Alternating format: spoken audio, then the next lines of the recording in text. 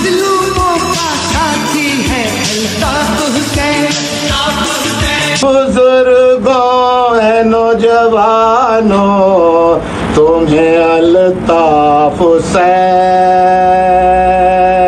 तुम्हें अल्ताफ हुसैन का सलाम। मुत्तहिदा कौमी मूवमेंट के कायद अल्ताफ हुसैन की कराची आमद की खबरें कराची की फजाओं में गूंज रही हैं। ये खबरें ज़बाने ज़देआम हो रही हैं। मुत्तहिदा के कारकुन और हमदर्द एक दूसरे से सरगोशियों में दरियाफ्त कर रहे हैं, क्या भाई आ रहे हैं? अल्ताफ हुसैन की आमद के हवाले से कुछ तो ऐसा है जिसका चर्चा हो रहा है। MQM के कायद अल्ताफ हुसैन अमरीका के इंतखाबात के बाद पाकिस्तान की सियासत में अपनी वापसी के हवाले से बहुत पुरउम्मीद नजर आते हैं। यही वजह है कि उन्होंने दिसंबर के अपने खिताब में पाकिस्तानी सियासत में तब्दीली के इशारे दिए थे। अल्ताफ हुसैन ने अपनी करखदार आवाज से दिसंबर की यकबस्ता हवाओं में गर्मी पैदा कर दी है। उनकी पुरजोश तकरीर ने उनके चाहने वालों में एक हिजान बपा कर दिया है। अल्ताफ हुसैन के चाहने वालों को ये उम्मीद हो चली है अब किसी भी लम्हे हेलो की गूंज सुनाई देगी। वो आवाज जिसकी गरज ने कमोबेश 40 साल बिला शिरकत गैर सिंध के शहरी इलाकों पर हुकूमत की। सिंध के शहरी इलाकों के अवाम की बड़ी तादाद एक बार फिर उसी आवाज की गूंज की मुंतजिर हैं।